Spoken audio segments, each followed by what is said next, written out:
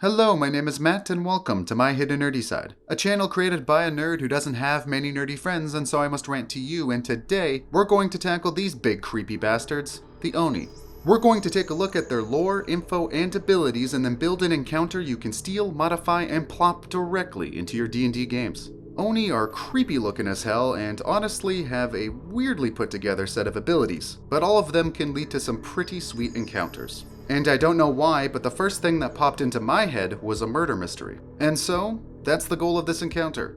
To create a murder mystery that can serve as either a creepy side quest or a one-shot. Now, D&D 5e isn't the best system when it comes to classic murder mystery quests and encounters, because depending on how you run investigation and insight checks, well, it can break the entire encounter pretty quickly. But I think the one we're creating today pulls it off nicely, and in a way where a single ability check won't break the whole thing. Now, if you are well aware of the lore and mechanics behind the Oni, then feel free to pop on over to the timestamp right here so you can jump straight to the encounter itself. I'll leave a clickable version in the description below. Alright, let's take a look at Oni. To keep the video a decent length, we'll only be pulling the Oni lore, info, and abilities that exist within the monster manual, all of which can be found on page 239. So Oni, also known as ogre mages, are large, terrifying, boogeyman-esque creatures, which often become the main subject in the nightmares of adults and children alike. Oni are always hungry for the taste of that sweet, sweet humanoid flesh, and their particular snack of choice is human babies. Unlike other ogres, Oni are rather smart and use their intelligence and shape-changing abilities to manipulate those they will soon betray.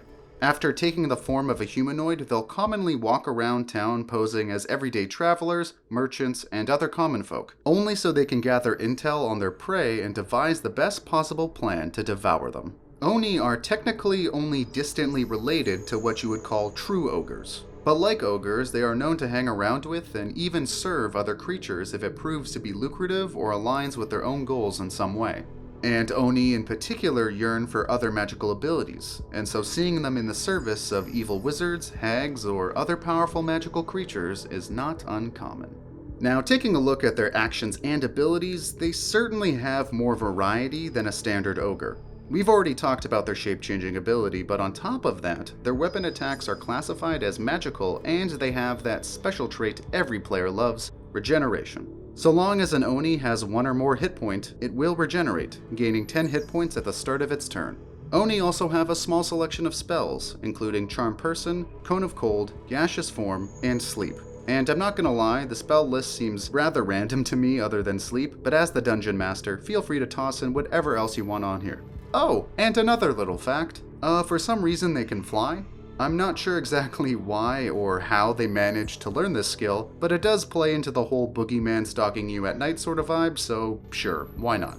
Alrighty, now that we've gone over the Oni lore, info, and abilities, let's start crafting an encounter. So this encounter will be aimed at parties level 6 to 9, depending on how difficult you want to make it, and last roughly 1 or 2 sessions depending on how much you want to stretch it out. The party's motivation should always be tailored to the campaign, but for simplicity's sake and the fact this is only meant to be a side quest or a one-shot, we'll just say they'll be rewarded with either wealth, items, or information. So your party will come across a small quiet village somewhere in your world, and we'll call it,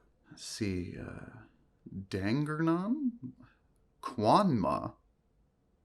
Kierferdin? What the hell? Blackpool. So your party will come across a small quiet village called Blackpool. The feel of the village will be rather bleak, and if your party asks around, they will discover that 2 children on 2 separate occasions have gone missing. 2 weeks ago, the blacksmith's 5-month-old daughter went missing during the night, and a week ago, the baker's 4-month-old baby boy was also taken during the night. This is when Roger, the town's mayor, will approach the party and hire them to prevent the next killing.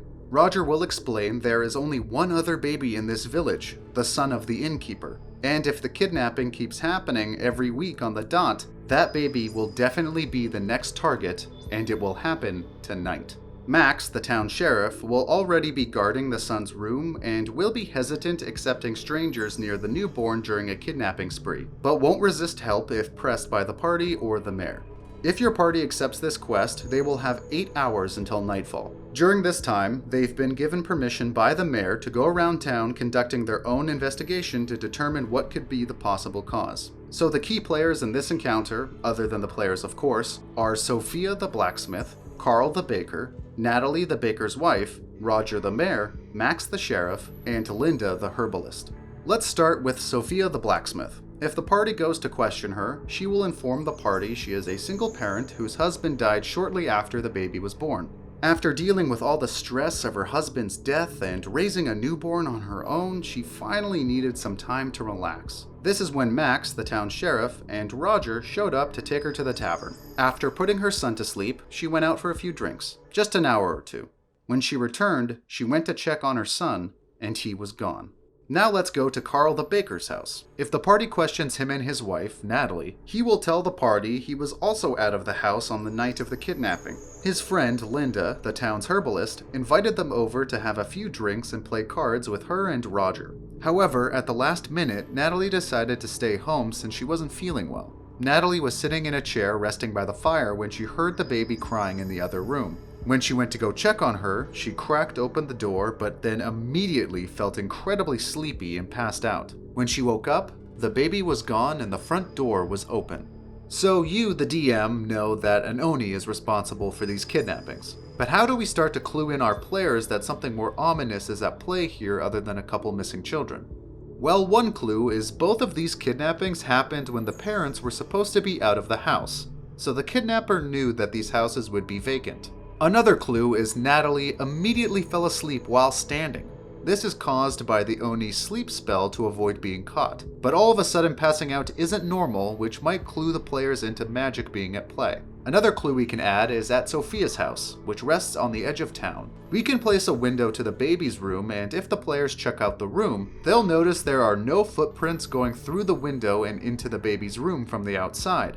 But there are very large, monstrous footprints leaving through the windows. This was caused by the Oni's gaseous form to seep through the cracks and unlock the window from the inside. But then of course it had to carry the baby and thus turned into its Oni form and walked out with it. The final clue will be a nick in the window frame at Carl and Natalie's house. The nick will be in a claw shape and, more importantly, will have a weird redness and smell to it. It will be the juice of a rare fruit or berry. You can just make one up for this encounter. There won't be footprints at the window since the Oni left out the front door, and if the party goes to look for monstrous footprints leaving the front door, they won't find any. Why? Well, because the Oni shape changed into its humanoid form when leaving. So the party has a few leads to follow up on. The first being the footprints leaving Sophia's house. The ones leaving the baker's house will be long gone by now with all the foot traffic going in and out the front door, so they won't be there. The footprints will lead out of the village and towards the forest, but then all of a sudden disappear when they reach the edge of town. This is due to the Oni's flying ability. If your party decides to go into the forest and search long enough, they'll find a tree stump covered in blood. This is where the Oni ate the babies. The second lead to follow up on is the berries. Who would know about berries other than possibly somebody in your party? Linda, the herbalist. If the party makes a good enough check and looks into the berries on their own, they will discover it's a tasty berry that can be used for medicinal purposes, but if not prepared properly can cause stomach pains. If they go to Linda, she will tell the party the same thing and that she grows these berries in her garden to treat illnesses. She will also mention it was mixed into the wine that her, Roger, and Sophia drank in order to give it flavor. However, she will mention the mayor was the only one who got sick. The third lead to follow up on is Carl and Natalie's house. Just because the footprints heading out the front door aren't there anymore, that doesn't mean no one saw anyone walking around at night. And also, if there is a large monstrous creature walking through the village, someone must have saw it, right? If the party asks around, no one will have seen an Oni walking around, of course. However, a villager may mention they saw Max carrying a basket. Apparently, Max was heading over to the next village so he can make it there before daybreak and sell some of his wife's medicinal potions. His wife being Linda. The final lead, as you may have already picked up on, is Roger was out and about both times when these kidnappings took place. If the party asks Sophia and Carl about this, they'll mention the mayor didn't just leave the card game early, but also left the tavern night out with Max and Sophia early. Both times he was complaining about stomach pains and then immediately left at a similar time when the kidnappings took place. So, after all of this, we have three main suspects: Max the sheriff, Linda the herbalist, and Roger the mayor. So, who is the Oni? Well, that's a bit of a trick question, because there isn't just one Oni. Max and Linda are an Oni couple. When one gets the baby's parents out of the house and keeps them occupied, the other swoops in and steals the snack. The Oni couple brought out Roger both times so they could frame him just in case, claiming it's odd Roger was mysteriously absent at both times the kidnappings took place. Max slipped some berry juice from his wife's garden into the mayor's drink at the tavern, and Linda gave the mayor extra strong wine at the card game. The party can also find out that the Oni couple have only been in town for a few months, and moved here after the last sheriff was found dead in the woods. And I'll give you 3 guesses as to who killed him. The Oni then infiltrated the town, gained the villagers' trust, and then started hatching their baby-eating scheme. Now, how this encounter ends up playing out is entirely up to your players. But if your party can't piece all the clues together or just decide to defend the house instead of investigating, Max will be there defending the baby. This is when Linda will turn into a gaseous form and try to sneak into the room. If the party starts chasing her away, Max will offer to stay back and defend the baby. But of course, if the party leaves the baby with Max, well, mission failed. So let's hope they ask at least a couple of questions. What I like about this encounter is it's totally in the player's hands to find out the truth, and it can go so many different ways depending on the conclusions they come to, keeping the players and the DM constantly on their toes and having to use their heads to plan each and every step. Now, this encounter is already very spicy, but of course, we can always spice it up even further.